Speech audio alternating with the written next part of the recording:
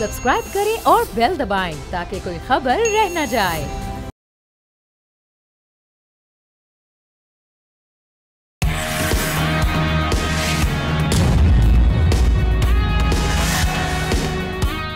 अस्सलामुअलैकुम, आप देख रहे हैं न्यूज़ पंच। मैं हूं आमना खटाना।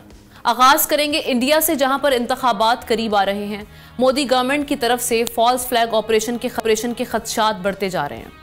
DGISPR ने खबरदार किया है कि ऐसे शवाहिद मौजूद हैं। भारत इस बार समंदर के रास्ते से कार्रवाई कर सकता है, लेकिन मुंह तोड़ जवाब देने के लिए पाकिस्तान की फोर्सेस मुकम्मल अलर्ट हैं। उधर नरेंद्र मोदी अपनी इंतखाबी रैलियों में पाकिस्तान मुखालिफ बयानिए का चूरन बेच रहा है और ऑपरेशन सिंदूर को इंतखाबी हथियार के तौर पर इस्तेमाल करते हुए अवामी जज्बात भड़काए जा रहे हैं। भारत अफगानिस्तान के साथ मिलकर पाकिस्तान के खिलाफ नई साजिशों में भी मसरूफ है, जबकि सिक्योरिटी फोर्सेस की बरवक्त कार्रवाइयों ने दहशतगर्दों को दिहाई की बदतरीन शिकस्त दी है। तालिबान के ज़ेरे साया अफगानिस्तान दहशतगर्द तंजीमों के लिए इस वक्त सेफ हेवन बना हुआ है। दोहा अमन मुआहदे की खिलाफ वर्जियाँ जारी हैं, लेकिन क्या ये जो नेक्सस है इसका कोई इलाज मुमकिन हो पाएगा और भारतीय इंतखाबात खित्ते के अमन के लिए किस हद तक ख़तरा है? इस पर बात करने के लिए एहतशामुल हक साहब सीनियर एनालिस्ट हमारे साथ हैं। उनके साथ साथ असद महमूद साहब इंटरनेशनल अफेयर्स एक्सपर्ट, उन्होंने भी हमें ज्वाइन किया है। दोनों को वेलकम करते हैं प्रोग्राम में। असद साहब, मैं आपसे आगाज़ करती हूँ। ये जो फॉल्स फ्लैग ऑपरेशन के हवाले से DGISPR ने फिर दोबारा से एक अलर्ट जारी किया है कि चूँकि हम देख रहे हैं कि वहाँ पर फिर इलेक्शंस करीब हैं बिहार के, और हर बार हम देखते हैं नेशनल सिक्योरिटी को एज अ टूल यूज़ किया जाता है, इलेक्टोरल टूल यूज़ किया जाता है भारतीय सरकार की जानिब से। सो इस बार क्या ये बयानिया उनका वहाँ पर चल पाएगा? और दूसरा ये कि वाकई आप समझते हैं कि कोई misadventure false flag operation की सूरत में हो सकता है दूसरी जानिब से? बिस्मिल्लाहिर्रहमानिर्रहीम। आमना, thank you very much.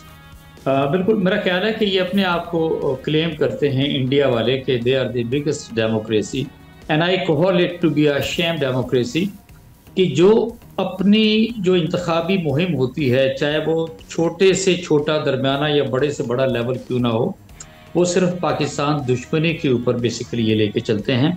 Narrative को they try to carve out और उसको ऐसे टेलर करेंगे कि पाकिस्तान है हर चीज़ के पीछे, जो कुछ इंडिया में हो रहा है, जो कोई ख़राबी है वो पाकिस्तान बेसिकली कर रहा है, और उसके लिए वो किसी हद तक भी जाने को तैयार हैं। यानी कैन यू इमेजिन कि जो कुछ उन्होंने पुलवामा में किया था, अपने जो सोल्जर्स थे उनको उन्होंने ख़त्म कर दिया, मार दिया, और वो सिचुएशन क्रिएट करने की कोशिश की।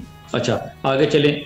इसके बाद पहलगाम आपने देखा जो 24 अप्रैल को एक लिहाज से हुआ इसी साल में, और उसकी आड़ के अंदर फिर वो हमला और वो पाकिस्तान के ऊपर मुख्तलिफ जगहों के ऊपर मिसाइलों के लिए, तो वो भी आपने सारा कुछ देख लिया। इस वेरी अनफॉर्चुनेट पार्ट आप उससे कि इस वक्त इंडिया के अंदर it is not the BJP, आप ये बात करें, इट इज़ RSS की हुकूमत है, जो कि दे आर हार्ड कोर और डाई हार्ड क्रिमिनल्स हैं। I am very precise when I से कि नरेंद्र मोदी और उसका जो अमित शाह है और अजीत डोवल हैं, they are the hard core criminals. Why? आपको याद होगा गुजरात में जब Narendra Modi was the chief minister, तो जिस तरह उन्होंने मुसलमानों को वहाँ पर जिंदा जलाया था, there was no backing basically मुसलमानों को किसी तरीके से दहशत पसंदों को पकड़ें। तो ये इनका एक लिहाज से आप कह सकते हैं कि वतीरा है। अब ओवरऑल जो कुछ पाकिस्तान ने किया इंडिया के साथ, स्पेशली ऑपरेशन बुरहान मरसूस के अंदर, और जिस तरह इंडिया का आप ये कह सकते हैं कि पूरी दुनिया के अंदर उनको एक लिहाज से बैकलैश मिला, उनको एम्बैरसमेंट हुई। अब बल्कि आप ये कह सकते हैं कि पाकिस्तान ने BJP का मुंह काला किया, उनकी आर्म फोर्सेस का मुंह काला किया ये मई के अंदर, और जिस तरह उनके जहाज़ गिरे, जिस तरह उनके S-400 को, और साथ ही एयर फोर्स के बेसिस थे उनको उन्होंने अटैक किया। ऐसे आप और कैन यू इमेजिन कि वो अपनी एयर फोर्स डीप दूर इंडिया के अंदर लेकर चले गए थे कि किसी तरीके से उनके जहाज़ों को एक लिहाज से नुकसान ना पहुँचे। और अब उससे भी बड़ी डिटाई और क्या हो सकती है कि अभी जब 1-2 दिन पहले जलसा हुआ बिहार के, क्योंकि बिहार में इलेक्शन हो रहे हैं 6 तारीख को और 11 नवंबर को इसी महीने की, और 14-15 को उनका या 16 को उनका रिजल्ट आना है, तो नेचुरली ये बिहार इज समथिंग बड़ा उनका इम्पोर्टेंट ये स्टेट है, तो उसके लिए तो जान पे बनी है एक्चुअली RSS के और BJP के, और वो हर हरबा एक लिहाज से आजमाने की कोशिश कर रहे हैं। Get back to you, Ehtesham sahab को भी हम एंगेज करते हैं। एहतशाम साहब, ये कितना चैलेंजिंग है पाकिस्तान के लिए, चूंकि एक अभी कॉन्फ्लिक्ट हुआ, वहाँ से हम इंगेज रहे, फिर उसके बाद हमें जो अफ़गानिस्तान से होने वाली दहशतगर्दी है उसके लिए हमने ख़ुद भी कोशिश की, फिर इस्तांबुल टॉक्स हुई, उसकी वायलेशन भी शुरू हो चुकी है। इंडिया का अफ़गान एक्टर्स को यूज़ करना पाकिस्तान के अगेंस्ट एक नेक्सस, उसको तोड़ने के लिए हमारे पास क्या ऑप्शंस है और कितना चैलेंजिंग ये मरहला है कि हमें दो तरफ से इंगेज रखा जा रहा है। सो पाकिस्तान के लिए आप क्या समझते हैं कि क्या ऑप्शंस हैं एट द मोमेंट? ये हमने दो तरफ से नहीं, मैं तो कहूँगा तीन तरफ से इंगेज किया जा रहा है। ईस्टर्न वेस्टर्न बॉर्डर दोनों, हिंदुस्तान का और इधर अफ़गानिस्तान वाला, तीसरा 5th जनरेशन वॉर वाला। तो टोटल झूठ की बुनियाद पे सारा मीडिया और हिंदुस्तान का अगरचे बहुत बुरे तरीके से मे के कॉन्फ्लिक्ट में, लड़ाई में एक्सपोज हुआ, लेकिन अभी तक वो लगे हुए हैं। देखिए हमने ये जिस बात के खदशे का इज़हार DG ISPR ने कल किया, ये बहुत दिनों से बात हो रही है कि हिंदुस्तान की अफवाज, उनकी हुकूमत जिस तरह वुंडेड है। जी हाँ, ये डेफिनेटली जो है ना एक फॉल्स फ्लैग ऑपरेशन करेंगे, मिस एडवेंचर करेंगे। उनका इस्तीफ़ा में वाकई ये जो कहा जा रहा है कि नेवी के ज़रिए कुछ करने का उनका इरादा है, तो ये लग रहा है कि कहीं ना कहीं कुछ होगा। अच्छी बात यह है कि अब इंटरनेशनल मीडिया भी इसको वॉच कर रहा है, वो भी आए दिन रिपोर्ट कर रहा होता है कि हिंदुस्तान क्या कहता है, कितने तजाद है उनके बयानात में, और फिर वो सारा कुछ देखते हैं जो 4 दिन की लड़ाई में जो उनके साथ हुआ था अशर, उसके तनाज़र में देखते हैं। मुझे याद आ रहा है हमना कि 4 दिन की लड़ाई के बाद एग्जैक्टली 30 मई को राजनाथ सिंह जो वज़ीर दिफा हैं, उन्होंने इंडियन नेवल एयरक्राफ्ट का दौरा किया था, और वहाँ पे जाके उन्होंने, एक ही उनके पास आपको पता है नेवी का एयरक्राफ्ट कैरियर है, वहाँ पे जाके उन्होंने ये बड़ मारी थी। उन्होंने कहा जी पाकिस्तान तो बड़ा खुशकिस्मत है कि हमने अपनी नेवी को उस लड़ाई में, मे की लड़ाई में मोबालाइज नहीं किया था, वरना हम हशर नशर कर देते। तो हमने, मुझे फ़ौरन ये ख्याल आया कि वो कहते हैं लड़ाई के बाद जो मुका आपको याद आए अपने मुंह पे मारना चाहिए। हम क्या कहें मारने को, उनके तो अपने लोग जिस बुरे तरीके से आप देख लें, राहुल गांधी पार्लियामेंट से बाहर, पार्लियामेंट के अंदर, उनके लिखने वाले, बोलने वाले जितना बुरे तरीके से उस शिकस्त की बात करते हैं, तो उनको समझ नहीं आती क्या करें। ये बड़ी बदकिस्मती है कि जब भी उनका वहाँ इलेक्शन होता है वो पाकिस्तान की कॉस्ट पे करवाते हैं, और पाकिस्तान को मिलाइन करके, बातें करके और जनाब प्रवोक करके लोगों को, और झूठ सच, इंतहा पसंदी, इस्लाम के ख़िलाफ़ बातें, इस तरह की बातें करके तो अपने लोगों को उस तरफ लेके जाते हैं। लेकिन अब कहा जाता है ये ब्लफ कॉल हो चुका है, हम ना लोग इसको मानने के लिए तैयार नहीं है। बिहार के इलेक्शन कहते हैं ये बड़ा एक बहुत बड़ा टेस्ट केस है, जिसके बाद अगले साल इलेक्शन होंगे, 2 साल के बाद जनरल इलेक्शन होंगे, तो फिर क्या सूरत हाल होगी। तो हिंदुस्तान को बड़ी मुश्किलात का सामना है। ये जो आप देख लें 13 साल की हुकूमत है हिंदुस्तान में बीजेपी की, ये जिस तरह एक्सपोज हुई है, जिस तरीके से अब इनके ऊपर क्रिटिसिज्म आ रहा है, इनको समझ नहीं आ रही क्या किया जाए। नतीजतन आज आके पाकिस्तान के ख़िलाफ़ बातें करते हैं और साजिशें करते हैं। और ये बिल्कुल आप सही कह रही हैं कि जिस तरीके से आपने देखा अफ़गानिस्तान को इस्तेमाल करके सब कुछ कर रहे हैं। बाय द वे जो आपने देखा 2 दिन पहले बड़े तबले बजाए गए जी कि अमेरिका के साथ हमने 10 साल माहदा कर लिया है, तो इसको अगर गौर से आप ना देखें, नया माहदा नहीं है, ये 10 साल का पुराना माहदा है जो अपना ओबामा के दौर में हुआ था। इसकी तजदीद हुई है, इसमें कोई नई चीज़ नहीं है। लिहाजा पाकिस्तान में इतना बहुत ज़्यादा इस पर रिएक्ट भी नहीं किया। उन्होंने कहा कि हम इस पर देख रहे हैं, गौर कर रहे हैं क्या है। तो ये सब कुछ होने के बावजूद दुनिया को एक मैसेज दे रहे हैं कि अमेरिका हमारे पास करीब दोबारा आ रहा है। लेकिन असल में 2 दिन पहले फिर आपने देखा अपने प्रेसिडेंट ट्रंप ने लड़ाई की बात की, जंग जीतने की, जंग ख़त्म कराने की बात की, और खूबसूरत 6 जहाज़ मार गिराने की बात की, तो वो तो चुटकी उठ के बैठते ले रहे हैं। तो हिंदुस्तान की सफारती सतह, पॉलिटिकल सतह पे नाकामी, सब कुछ देखने के बाद अब ये इस तरह की हरकतें कर रहे हैं। ये नतीजतन कोई काम करने की कोशिश करेंगे। अब उनको फ़िक्र है, जो आमना इत्तलात हमारी हैं उसमें ये है, उन्हें फ़िक्र ये है कि ये फॉल्स फ्लैग ऑपरेशन अगर ये ना हो सका, सही तरह से मिस एडवेंचर हो गया, तो फिर हम क्या करेंगे। क्योंकि अब तक तो यही हो, पहलगाम के बाद तो जितना क्रिटिसिज्म हुआ, अब दुनिया तो मानने के लिए तैयार नहीं। हालिया दिनों में मैं देख रहा था 3-4 आर्टिकल जो छपे हैं, गार्डियन में छपा, और 1-2 न्यूयॉर्क टाइम में, वाशिंगटन पोस्ट में, फॉक्स टीवी पे एक मुकालमा हुआ था इस पर।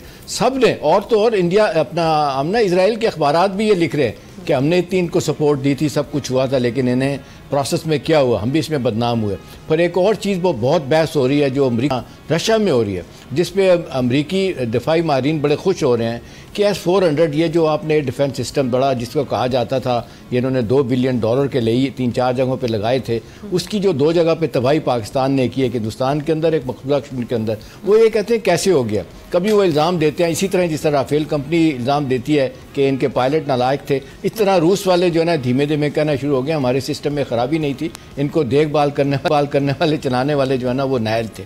तो देखिए उनकी नायली तो जगह जगह साबित हो रही है। हम ना देखिए उनकी अब हर जगह ये बात हो रही है, उनके डिफेंस एक्सपर्ट कर रहे हैं कि किसी तरह भी पाकिस्तान एयरफोर्स के करीब नहीं जा सकते। और जितनी एम्बेरसमेंट उनके दो जो एक तो चीफ ऑफ डिफेंस स्टाफ हैं जो उनके जो इन्होंने सिंगापुर में बयान दिया, उसके बाद एक जगह और बयान दिया जिसमें वो नॉन कमिटल थे कितने जहाज मारे गए, और फिर एयर चीफ के बयान, हाँ जी वो जो सिख भाई हैं हमारे वो कहते हैं कि जी हाँ जहाज गिरे थे, क्यों गिरे थे, देख रहे हैं, कर रहे हैं। सर वो पूरी तो लोग दुनिया उन पे नाराज हो रहे हैं कि दुनिया आप देख झूठ बोल चुकी रहे है, हैं। रिकॉर्ड पे आ चुका है सारे मामला, अब कहाँ छुपते हैं। लेकिन वो कहते हैं वॉर हिस्टेरिया उनके सर पे सवार रहता है। तो असद साहब ये कहिएगा कि अभी रीजन के ममालिक को भी ऑब्वियसली पाकिस्तान इंडिया कॉन्फ्लिक्ट अगर बढ़ता है खुदा ना खासा तो ये आग तो फैलेगी फिर रीजन में। हम देख रहे हैं हमसाया ममालिक चाहे बांग्लादेश हो, श्रीलंका हो, भूटान हो, नेपाल हो, तमाम ममालिक के साथ इंडिया ने अपनी बिगाड़ ली है। अब ये ममालिक जो वाकई कोई रोल प्ले कर सकते हैं सारी सिचुएशन में, वो चाइना, रशिया जैसे ममालिक हैं। आप क्या समझते हैं कि कितना ज़रूरी हो गया पाकिस्तान इनको इंगेज करके इंडिया को स्टॉप करे कि वो रीजन को इस आग में ना झोंके? देखिए, जब मैंने आपसे पहले भी अर्ज किया था कि जब मुजरिम जो है ना अनफॉर्चुनेटली वो इलेक्शन जीत के आते हैं और फिर वो हुकूमत कर रहे हैं, 13वें साल के अंदर ये जा रहे हैं, तो डोंट एक्सपेक्ट किसी तरह की कुछ समझदारी कह लें या सैनिटी कह लें नरेंद्र मोदी से या उसकी जो शैतानी ट्रैका है कि नहीं वो समझ जाएंगे, संभल जाएंगे, अपने मुल्क का ख्याल रखेंगे, अपने लोगों का ख्याल रखेंगे। We are not pushed about it कि नहीं उन्होंने कोई पाकिस्तान का ख्याल रखना, not at all. We don't expect anything basically from them. We are there. Actually मैं आपसे बताऊं कि जिस तरह आपने इवन ओपनिंग क्वेश्चन किया था कि DGSPR का ये कहना था कि ये दे आर लुकिंग बेसिकली फास्ट फ्लैग ऑपरेशन के लिए। अच्छा, अगर आप देखें पुलवामा के अंदर, पहलगाम के अंदर कोई मतलब वो कह सकते हैं आपको, उन्होंने हो सकता है कि थोड़ा सा उन्होंने को रिपल क्रिएट किए नेशनल एंड इंटरनेशनल लेवल के ऊपर, लेकिन फिर आपने जिस तरह इंडिया को फिक्स किया मई के अंदर और इंडिया की जिस तरीके से आप कह सकते हैं कि इस कदर उनको आपने एक जिल्लत अमेज शिकस्त दी है, तो याद करें कि अप्रैल से पहले क्या सिचुएशन थी इंडिया की। दे यूज्ड टू क्लेम कि we are the regional super power और जो कुछ भी होगा वो हमारे उससे होगा, बट अनफॉर्चुनेटली उनके साथ ऐसा बुरा हुआ कि वो अब तक संभल नहीं पाए। अच्छा, माजरत के साथ असद साहब इसमें एक और एलिमेंट है, मैं चाहूँगा उस पर आप ज़रूर कमेंट करें, जो आमना ने बुनियादी तौर पे सवाल भी पूछा था, वो ये कि अफ़गानिस्तान को जो इस्तेमाल करने की बात हो रही है, अफ़गानिस्तान में आज ये बहस बहुत शिद्दत के साथ हो गई है कि अफ़गानिस्तान में ये 4 साल की अबूरी हुकूमत, ये नुमाइंदा हुकूमत नहीं है। वो जो कहा गया था कि तमाम स्टेक होल्डर को लेके जाएंगे, शामिल करेंगे काबीना में, जिसमें उज़्बेक भी, चेचन भी, हज़ारा भी और बाकी और कम्युनिटी के लोग हैं, उनको नहीं लाया गया उसमें। तो वो अब ये कहा जा रहा है कि उनका अब रहना मुश्किल हो रहा है, इसलिए लोग अब देख लें उनको अबूरी हुकूमत भी नहीं कहते हैं, उनको तालिबान रजीम कहते हैं। और नॉर्दर्न अलायंस को लोग जिस तरह मुखालिफ हो गए और ग्रुप मुखालिफ हो गए, तो सवाल नहीं बनता कि अब ये कितना बैकफुट पे जाएंगे। तालिबान ये सोचेंगे कि भाई हमारी तो एग्जिस्टेंस चैलेंज हो रही है, अब क्या करें, किस तरह हिंदुस्तान के साथ खड़े होकर पाकिस्तान के खिलाफ लड़ें। मैं एहसान साहब बिल्कुल आपसे एग्री करता हूँ, ऐसा ही है। ये बिल्कुल भी अफगान नुमाइंदा हुकूमत एक लिहाज से नहीं है। और एक्चुअली इन्होंने अब जिस सिचुएशन के अंदर अगर अफगानिस्तान को उन्होंने टेक ओवर किया था तो उससे ख़राब में चले गए। देखिए, होता ये है, ठीक है, अफगानिस्तान एक छोटा मुल्क था, सारा कुछ है, लेकिन अगर आप इंडिया जैसे जिसको कहते हैं ना कि एक मुजरम मुल्क की प्रॉक्सी के तौर पे आप गेम करेंगे, आप वहाँ पर टेररिस्ट जो दहशतगर्द ग्रुप हैं आप उनको वहाँ पर रखेंगे, उनको एक लिहाज से फैसिलिटेट करेंगे, उनको जगह देंगे, सेफ हेवन्स प्रोवाइड करेंगे, इंडियंस आएंगे उनको पैसे देंगे, ये सारे के सारा आपने पिछले ऑलमोस्ट 3-4 सालों के अंदर एक लिहाज से देखा है।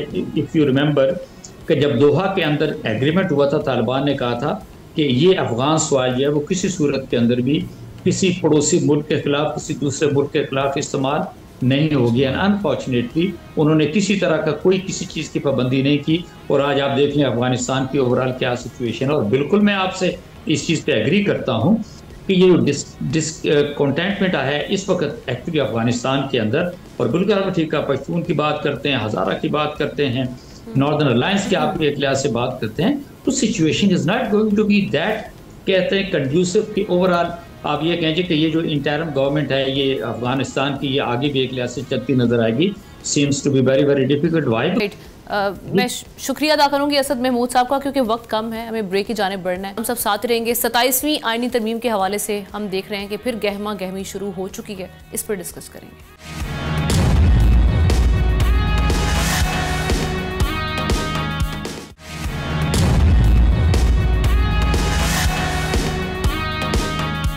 Welcome back. 27वीं आईनी तरमीम के लिए सियासी महाज गर्म हो चुका है। वजीर आजम ने बिलावल से मिलकर हिमायत की दरख्वास्त की है, जबकि बिलावल भुट्टो ने 27वीं तरमीम की तफसीलात जारी कर दी हैं, जिसमें NFC अवार्ड का मामला भी शामिल है।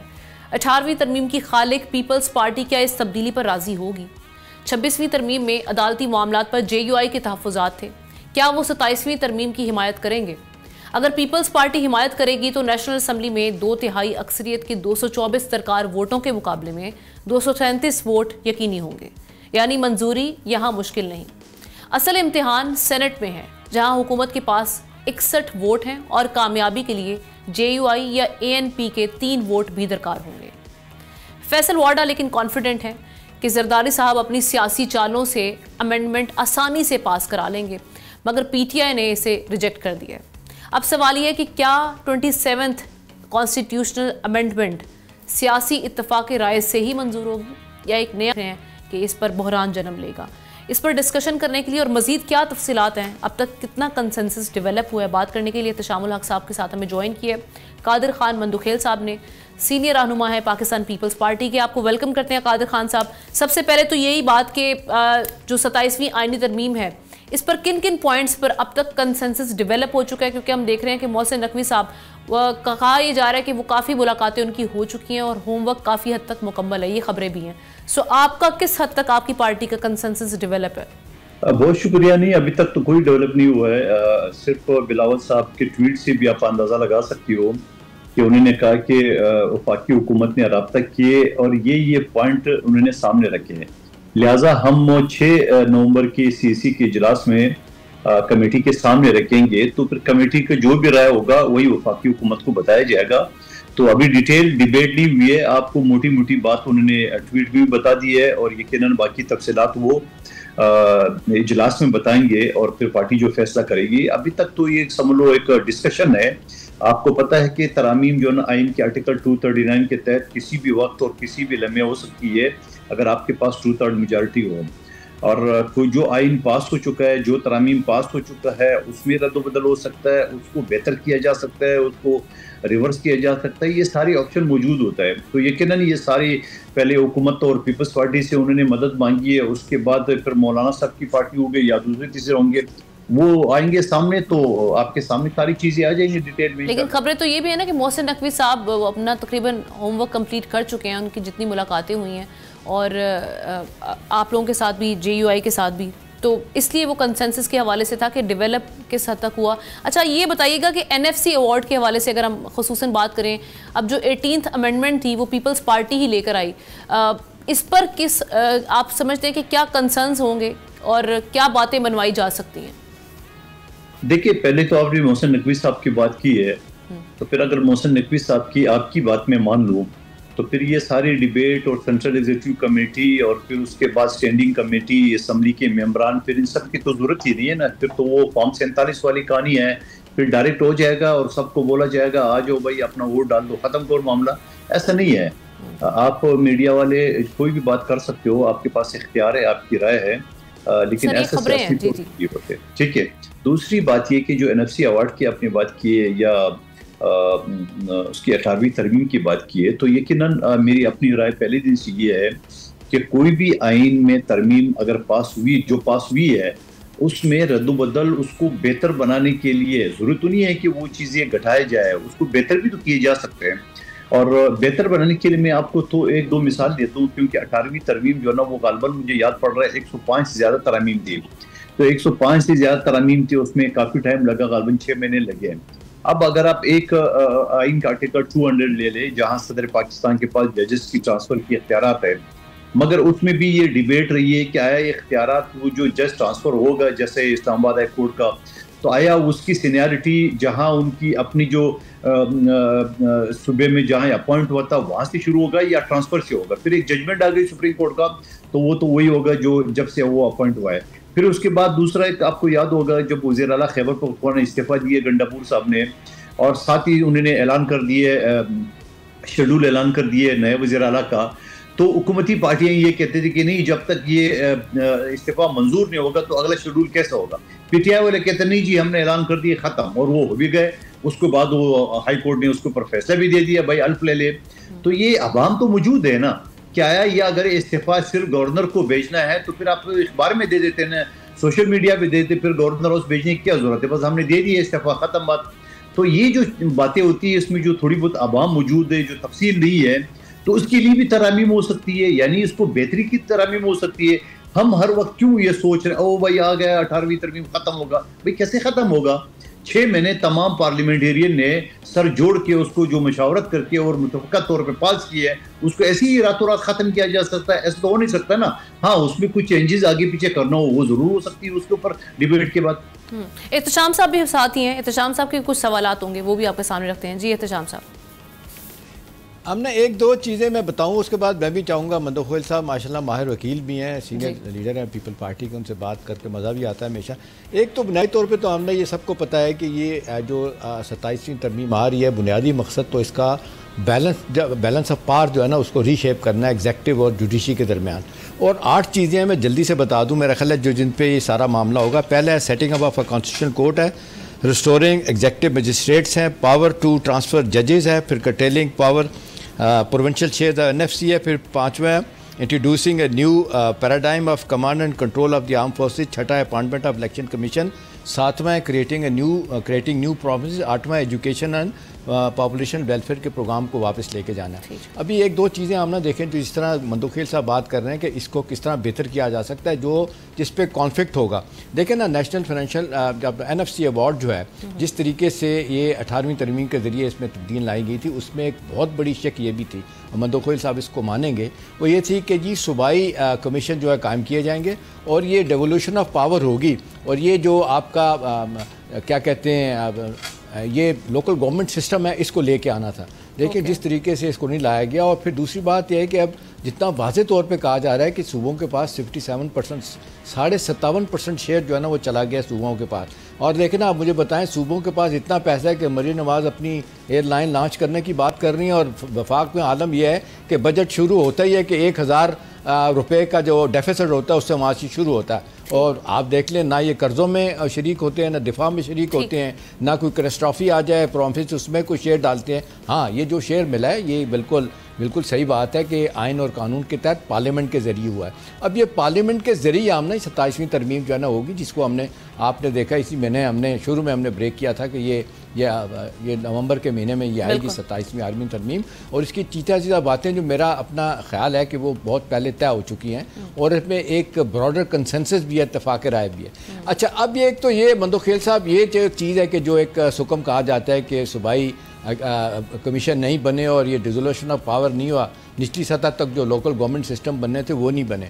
और दूसरा मेरा सवाल आपसे है कि अगर वही पार्लियामेंट जिन्होंने 18वीं तरमीम मंजूर की थी, ये कंसेंसस के साथ अगर हो जाती है तो ये तो ज़ाहिर है जमहूरियत का हुस्न है, फिर तो इस पर कोई इख्तलाफ नहीं होना चाहिए। तो आप नहीं समझते कि जो इस वक्त पीपल्स पार्टी PMLN जिस तरह मिल के चल रहे हैं, कहा जाए हाइब्रिड सिस्टम में कायम है, इसकी एक कंटिन्यूएशन रहेगी अब आइंदा भी? देखिए एहतशाम साहब, आप माशाल्लाह सीनियर जर्नलिस्ट है, आप 26वीं तरमीम को उठा के देख लें। 26वीं तरमीम में जहाँ PTI वाले सर पीट रहे कि हमारे पास हमने नहीं किया है। आपको याद है सुप्रीम कोर्ट में जब ये केस चल रहा था तो सुप्रीम कोर्ट के एक जज साहब ने उनसे पूछा और उनको ये बताया कि आप ये मुझे बता दें कि जब वो 26वीं तरमीम थी तो आपने उसकी मुखालफत क्यों नहीं की? तो जवाब दिए कि हमने बाइकाट किए। सुप्रीम कोर्ट का नहीं, बाइकाट का मतलब है आपने रास्ता दिया उनको। और फिर उससे भी पहले शायद वो सियासी बातें सुप्रीम कोर्ट नहीं करना चाह रही थी। आपको याद है रऊफ हसन साहब का जो सेक्रेटरी इतलात थे उनका तो बयान है, उन्होंने कहा कि ये तो मसौदा ही हमारा है। फिर गौर खान साहब की बात याद है, उसने बोला बेहतरीन मसौदा है। वो अलग बात है जब खान ने मुस्तरद कर दिए तो ये रिवर्स हो गए। तो मैं ये कहने का मकसद ये है कि कोई भी चीज़ होती है उसके ऊपर डिस्कशन होगा, डिस्कशन के साथ साथ जो बेहतर होगा। मैं हमेशा इस बात की हामी रहा हूँ कि आप डिस्कशन के बाद माजी में इमरान खान साहब इस बात की सपोर्ट करते रहे कि 18वीं तरमीम, रिकॉर्ड पे है चीज़ें, ये उनका वीडियो पे क्लिप है जिसमें उन्होंने कहा 18वीं तरमीम ख़त्म होनी चाहिए, इख्तियार ज़रूर से ज़्यादा देंगे। शाहिद खातून अब्बासी ने भी कहा, सागदार ने भी कहा, JUI के रहनुमा कहते रहे कि जी हाँ इनमें तब्दीलियाँ होनी चाहिए। अब आप देख लें PTI के आज बयान है, टोटल कहते हैं हम इसको रिजेक्ट करते हैं 27वीं तरमीम को। देखिए, आप असद कैसर साहब की बयान का हवाला दे रहे गालबान, आप मुझे बताओ ये शख्स स्पीकर असेंबली रहा है, और स्पीकर असम्बली के सीट पर रहने के बाद वो शख्स करे मुस्तरद करते हैं। अब आप मुझे थोड़ा सा इनकी अकल के अंदाजा लगा ले कि एक शख्स जब आइन के आर्टिकल 239 के तहत कोई भी बिल आ सकता है, आप एडवांस में कैसे मुस्तरद करते हो? और फिर जो खदखाल उसका आइन ही है। अभी आपने कुछ पॉइंट बताया, हालांकि ये मुझे भी ये पॉइंट नहीं पता थे जो आपने बताया। अगर यही पॉइंट हुए तो असद कैसर को भी नहीं पता, तो आपने खड़े खड़े मुस्तरद क्यों किए? फिर अगला क्या बात की उसने कि भाई हम मुस्तरद करते हैं, अगर पीपल्स पार्टी इसको मुस्तरद करते हैं तो हम उससे बात करने को तैयार है। तो भाई अकल के अंधे, एडवांस पे आप शर्तें रख रहे हो कि पीपल्स पार्टी मुस्तरद करे तो बात करने को तैयार। लेकिन कादिर साहब पिछली बार ड्राफ्ट को लेके बड़ा तनाजा बन गया था, ना सहाफियों को मालूम था, ना सियासी जमातों को पता था। मुझे जुमला कंप्लीट है जी। मैं अकल के अंधे को ये बताना चाह रहा हूँ कि आप एक बिल को मुस्तरद कर रहे हो, फिर पीपल्स पार्टी से बात करने को तैयार, तो पीपल्स पार्टी से क्या बात करें? यानी पीपल्स पार्टी के कंधे पे आप बंदूक चलाना चाह रहे हैं। 6 नवंबर को पीपल्स पार्टी की मीटिंग है, उसके बाद we'll invite you over again. Qadir Khan Mandokhel साहब, बहुत शुक्रिया अभी तक की जो तफसीलात हैं वो हमारे साथ शेयर करने दिया, इस पे पेश करने के लिए। एहतशाम साहब को भी शुक्रिया करते हैं। ब्रेक के बाद वापस आएंगे।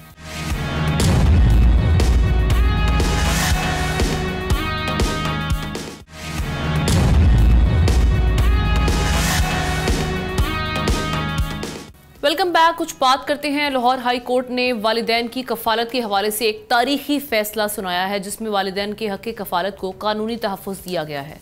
जस्टिस राहील कामरान ने बेटों की जानिब से दायर दरख्वास्त पर तफसीली फैसला जारी किया, जिसमें फैमिली कोर्ट और सेशन कोर्ट के अहकामात को चैलेंज किया गया था, जिसमें बेटों को हिदायत की गई थी कि वो अपनी वालिदा को माहाना कफालत अदा करें। अदालत ने करार दिया कि अगर वालिदैन ज़ेरे कफालत हैं तो वो अपने बच्चों के खिलाफ फैमिली कोर्ट्स में मुकदमा दायर कर सकते हैं। फैसले में इस्लामी उसूलों का हवाला देते हुए कहा गया कि साहिब हैसियत औलाद पर वालिदैन की माली देखभाल लाजिम है। ये फैसला उन वालिदैन के लिए उम्मीद की किरण है जो बुढ़ापे में औलाद के सहारे के मुंतज़िर हैं। अब इस फैसले के हवाले से इसके लीगल और सोशल इम्प्लिकेशंस क्या होंगे, क्या इस तरह से देखे जाएंगे, इम्प्लीमेंटेशन कितना बड़ा मरहला है, इसी पर बात करने के लिए लीगल एक्सपर्ट वकार अब्रेज साहब ने हमें ज्वाइन किया। थैंक यू सो मच वकार साहब फॉर ज्वाइनिंग द शो। अब जो लाहौर हाई कोर्ट की ये जजमेंट आई है, एक तो जिस तरह से मैंने बात की कि इसके सोशल एंड लीगल इम्प्लीकेशंस पर हम बात करते हैं, क्या इसे बाइंडिंग प्रेसिडेंट भी समझा जाएगा, और साथ ही साथ इस केस का पस मंजर भी थोड़ा सा बयान कीजिएगा। अच्छा, सबसे पहले तो मैं कहूँगा कि सहत रातों में आसान सफर लगता है, ये मेरी माँ की दुआओं का असर लगता है, और एक अरसे से मेरी माँ नहीं सोई ताबिश। मैंने एक बार कहा था माँ मुझे डर लगता है। देखिए, आज हम भी जो कुछ बने, आप भी जो कुछ बने, सब के सब हम लोग जो है वो बच्चे परवरिश पाते हैं, वो माँ बाप की उनकी मेहनतों का समर है। आज जो हम इस दुनिया में सांस लेते हैं, हम अच्छे बुरे में तमीज करते हैं, ये बड़ी बदकिस्मती है। इस तरह की केसेस जो है वो कोर्ट ऑफ लॉ में, और नौबत यहाँ तक आ पहुंचे कि वालिदैन अपने बच्चों से मेंटेनेंस के लिए अदालतों में धक्के खाए। जो आपने कहा इस केस का जो बैकग्राउंड है, जो पसमंजर है, माँ ने दावा फाइल किया था कि मेरे 4 बच्चे मुझे मेंटेनेंस नहीं देते, वो साहिब गुनात भी है, साहिब इस्तिताअत भी हैं, अपनी तमाम घर के मामला को ठीक चलाते हैं, लेकिन माँ को देने के लिए उनके पास पैसे नहीं।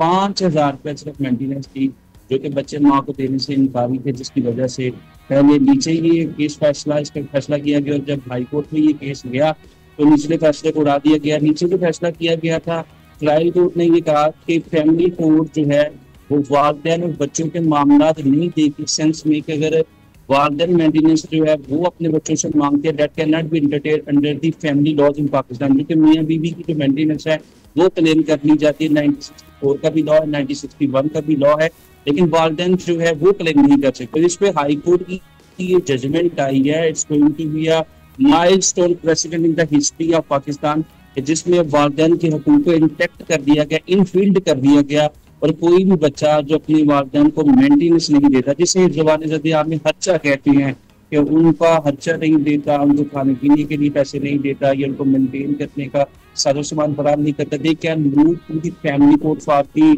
Maintenance of their rights through the legal process. तो इस जजमेंट के बाद अब लोग पर जो है कि भारी जिम्मेदारी आयद होती है कि अगर कोई भी वालिदैन जो है, चाहे वालिद है, वालिदा है, अपनी औलाद के केस मेंटेनेंस का दावा फाइल करते हैं, इन रूल्स को सामने रखते हुए हाई कोर्ट के वो फैसला दे, और अब बच्चों को पाबंद करे तो वो अपने वालिदैन को मेंटेन करे इन ऑल रिस्पेक्ट, चाहे उनके हालात हो, उनके कपड़े हो, उनकी अद्वियात हो। तो I think this is the milestone judgement. और ये आइंदा आने वाले वक्त में हमारे मुल्क के अंदर स्पेशल जिसे इस्लामी जमहूरिया पाकिस्तान कहता है, जिसके प्रेम्बल के अंदर सरकारी मजहब इस्लाम लिखा गया है, जिसके अंदर आर्टिकल 2A इंसर्ट किया गया कि करारदाद मुकासर इस्लामी तर्ज जिंदगी वालिदैन के हुकूक। तो आई थिंक कि हमारे जैसे जो इस्लामी ममालिक है वहाँ पे वालिदैन के हुकूक को सबसे पहले इंडोर्स करना चाहिए। वो वालिदैन पकड़ कर जो है वो हमें खिलाते हैं, पिलाते हैं, बड़ा करते हैं। राइट, उनका बिल्कुल ये एक राइट है और इस्लाम भी हमें ये सिखाता है, हमारा मजहब हमें यही तालीम देता है। मेंटेनेंस ऑर्डर से अगर कोई बच्चा या कोई औलाद इससे कंप्लाई करने से रिफ्यूज़ कर दे तो इस सिलसिले में इन्फोर्समेंट का क्या मैकेनिज्म होगा कोर्ट की जानिब से? साथ ही साथ ये बताइएगा क्या कंटेम्प्ट ऑफ कोर्ट होगा, जायदाद मुंजमद के हवाले से कोई मामला आएंगे या इम्प्रिजनमेंट का सामना करना पड़ेगा इस बाइंडिंग के बाद? जो भी शख्स जो है वो ऑर्डर के कोर्ट को कंप्लाई नहीं करेगा, उसकी ओबीडियंस सीख नहीं करेगा, व्हाट कम नेक्स्ट, उसके बाद उस शख्स के अगेंस्ट कंटेम्प्ट ऑफ कोर्ट की भी प्रोसीडिंग इनिशिएट की जा सकती है, उसे फाइन भी किया जा सकता है। और जो शख्स जो है वो कोर्ट के ऑर्डर को कोर्ट की कंटेम्प्चुअस प्रोसीडिंग इनिशिएट की जाती है तो उसमें भी 6 महीने की सजा है। अदरवाइज अगर वो कोर्ट के ऑर्डर को कंप्लाई नहीं करता तो उसमें भी जो है in the absence of paying a fine या in the absence of paying of that due amount उसको जेल में भेजा जा सकता है। तो कोर्ट के पास अपने फैसले को इन्फोर्स करने के लिए तमाम इम्पेडिमेंट्स और लीगल जो है वो रास्ते मौजूद है। तो I think either by hook और crook, either by tooth and nail, ही have to go with the flow of the order of the court. किसी सूरत भी कोर्ट के ऑर्डर से किनारा कशी तैयार नहीं कर सकता। और एक और बड़ी इंपॉर्टेंट चीज मैं आपको गोश गुजार कर रहा था कि 2021 के अंदर भी एक ऑर्डिनेंस जारी किया गया था जिसके अंदर ये कहा गया था कि अगर बच्चे अपने वालिदैन को घर से वैक्यूएट करना चाहेंगे, निकालना चाहेंगे, तो ऐसे बच्चों के अगेंस्ट जो है on the complaint of parents वो FIR भी लॉन्च की जाएगी और एट द सेम टाइम उनको गिरफ्तार भी किया जाएगा। इवन के अगर वो घर जो है वो बच्चों की मलकियत भी नहीं है, वो किराए के घर में भी रहते हैं, they are tenant that specific house, उसके बावजूद भी वालिदैन को बुढ़ापे की उम्र में वो घर से नहीं निकाल सकते। तो आई थिंक ये अगर एक ऑर्डिनेंस देखिए और सेकेंडली एंड मोर इम्पोर्टेंटली ये जो जजमेंट दी गई है लाहौर हाई कोर्ट की तरफ से, ये बंद बांधेगी या दीवारें चीन कायम करेगी उन बच्चों के मुबैन और वालिदैन के मुबैन जो अपने वालिदैन को मेंटेनेंस नहीं देते, उनको घर से निकालना चाहते हैं। बिल्कुल एक नजीर कायम की गई है। अच्छा, अब जरा थोड़ा सा हम डिपेंडेंट पेरेंट्स की डेफिनेशन के हवाले से जो इस केस में बयान की गई है, क्या उसको भी थोड़ा सा इलेबोरेट कीजिएगा। डिपेंडेंट पेरेंट्स में क्या उनका भी ये हक है जो अडॉप्टेड पेरेंट्स हैं या फिर वो पेरेंट्स जो स्टेप पेरेंट्स हैं या डिपेंडेंट ऑन डॉटर्स, बेटियों पे जो मुनहसर करते हैं, उन पर भी लागू होगा? और साथ ही साथ क्या एविडेंस रिक्वायर्ड होगा इस केस के लिए? देखिए, दो चीजें हैं। जो ब्लड रिलेशन में फॉल नहीं करते वो तो डिपेंडेंट पेरेंट्स की डेफिनेशन में भी फॉल नहीं करेंगे, क्योंकि पेरेंट्स मीन जो कि ब्लड रिलेशन के अंदर आपके साथ फॉल करते हैं, उनके ही लीगल राइट्स को इन्फोर्स किया जाएगा। सेकेंडली एंड मोर इम्पोर्टेंटली जो आपने बात की कि डिपेंडेंट पेरेंट्स की क्या डेफिनेशन है पाकिस्तान के अंदर, आई थिंक जो हमारा सोशल नॉर्म्स हैं, कस्टम्स हैं, यहाँ पे कल्चर जो प्रवेल करते हैं, उसके अंदर 45 साल या 50 साल के बाद हर दूसरा तीसरा पेरेंट हम देखते हैं कि पाकिस्तान के अंदर जो डिजीजेस है, यहाँ पे जो प्रॉब्लम्स हैं, जो सोशल प्रेशर है, जो लोगों को यहाँ पे डिप्रेशन, उसके बाद हर पेरेंट जो 50 से 55 साल की एज को गुजर जाता है और मतवस्त तबके से बिलोंग करता है। मैं जो हाई प्रोफाइल बिजनेस जो फैमिलीज है उनकी बात नहीं करता हूँ, ये जो बिजनेस टाइकून्स हैं उनकी बात नहीं करूंगा, लेकिन जो मतवस्त तबके से ताल्लुक रखने वाले पेरेंट्स हैं जिन्होंने अपनी पूरी जिंदगी अपने औलाद की तलीम और तरबियत के लिए या उनकी शादी के लिए, उनकी जहेज के बंदोबस्त के लिए गुजार दिए, तो वो 50 साल के बाद पैसे के मामला में वो इंटायरली डिपेंडेंट है अपने बच्चों के ऊपर, और कफे अफसोस मनने के अलावा उनके पास कुछ नहीं बचता माँ सवाए अपने औलाद की जो तलीम और तरबियत की, जो बच्चों की शादी की, जो जहेज का सामान दिया या किसी को बैरून मुल्क भेज दिया, तो ultimately they are entirely dependent on their children.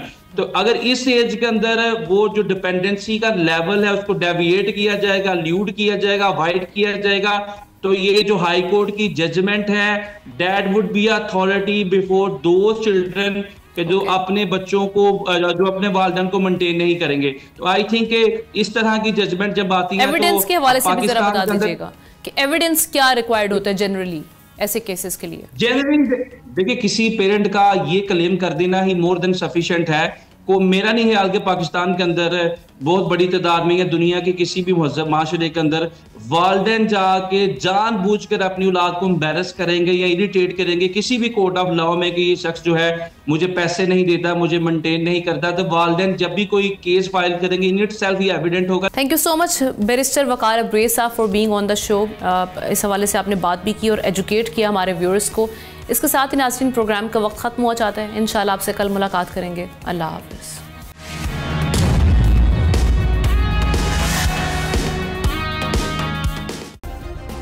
Subscribe करें और बेल दबाएं ताकि कोई खबर रह न जाए।